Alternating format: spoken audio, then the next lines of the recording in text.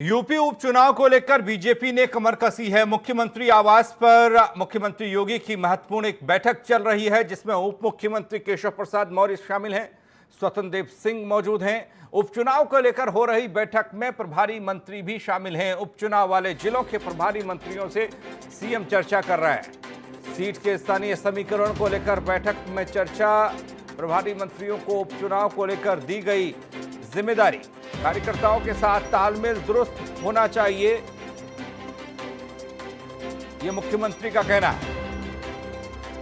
एक महत्वपूर्ण बैठक इस वक्त चल रही है मुख्यमंत्री आवास में, जिसमें मुख्यमंत्री खुद मौजूद हैं, योगी आदित्यनाथ, उप मुख्यमंत्री केशव प्रसाद मौर्य मौजूद हैं, बीजेपी प्रदेश अध्यक्ष स्वतंत्र देव सिंह मौजूद हैं।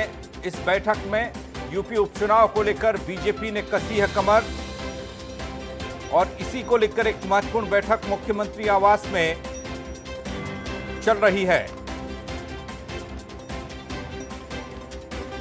हरेंद्र चौधरी जुड़ रहे हमारे साथ, हमारे सहयोगी रीजनल एडिटर। हरेंद्र, एक महत्वपूर्ण बैठक विधानसभा चुनाव को लेकर किस तरह से और कौन कौन से वो बिंदु हैं जिन पर चर्चा हो रही है?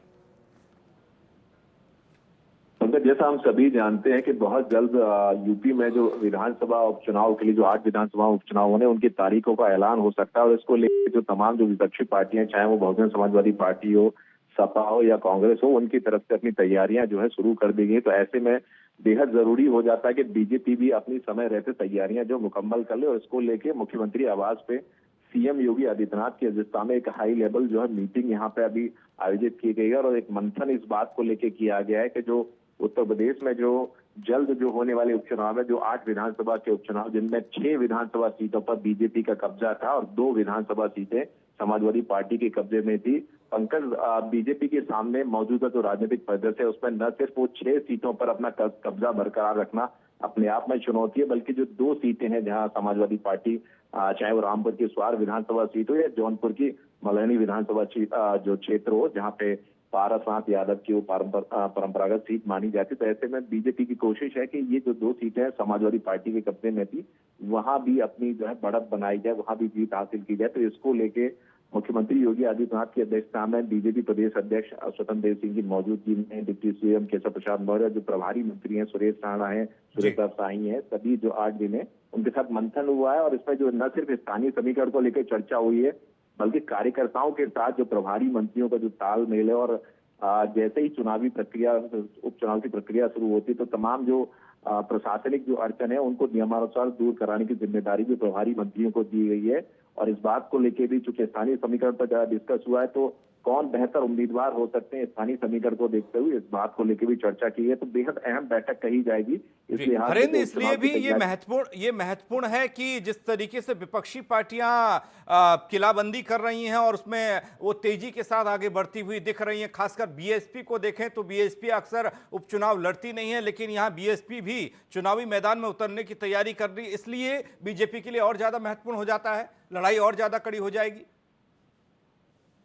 बिल्कुल पंकज, देखिए बसपा की अभी तक की जो विचारधारा राजनीतिक रूप से रही है, वो चुनाव न लड़ने की रही है। लेकिन पिछले साल ही बीएसपी ने अपनी विचारधारा को बदला था। इस बार भी जो 8 विधानसभा उपचुनाव की जो सीटें हैं, और जो सीधे तौर पर पंकज कहा जा रहा है कि 2022 का जो आम चुनाव होगा विधानसभा का, उससे पहले का ये सेमीफाइनल इसको माना जा रहा है। तो ऐसे में बीएसपी सभी 8 जो सीटें हैं उन पे अपने उम्मीदवार उतारने के लिए तैयारी कर रही है। कांग्रेस ने भी एक कमेटी गठित कर दी है, जो इन सीटों के लिए जो उम्मीदवार जो घोषित किए जाएंगे उनकी सिफारिश के आधार पर ही घोषित किए जाएंगे। समाजवादी पार्टी भी अपनी पुरजोर तरीके से तैयारी कर रही है। तो ऐसे में बेहद जरूरी है कि समय रहते बीजेपी भी अपनी तैयारी करे। इस बात को लेके एक अहम बैठक, एक खासा मंथन जो इस बात को लेके किया गया कि कैसे न सिर्फ कब्जा बरकरार रखा जाए 6 सीटों पे, बल्कि जो 2 सीटें हैं समाजवादी पार्टी के कब्जे में रही, उन पे भी जीत दर्ज करने की कोशिश को लेकर जो रणनीति है वो बनाई जाए। जी, आपने सेमीफाइनल का जिक्र किया हरेंद्र, क्या बीजेपी के लिए भी इस उपचुनाव को लिटमस टेस्ट के तौर पर देखा जा सकता है क्या?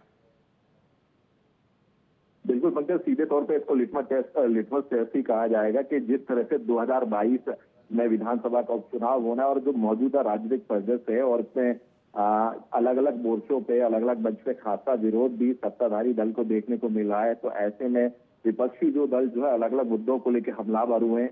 अब 8 विधानसभा सीटों पे उपचुनाव होना है। अगर बीजेपी, जैसा हम बार बार अपने दर्शकों को बता रहे हैं, अगर इन 6 न सिर्फ 6 विधानसभा सीटों पे अपनी जीत जो है बरकरार रखने में कामयाब होती है, बल्कि 2 से नहीं अगर सेंधमारी में करने में कामयाब होती है, तो ये बड़ा लिटमस टेस्ट है, सेमीफाइनल कहा जाएगा 2022 का, और इसको देखते हुए बीजेपी कोई चूक नहीं करना चाहती है।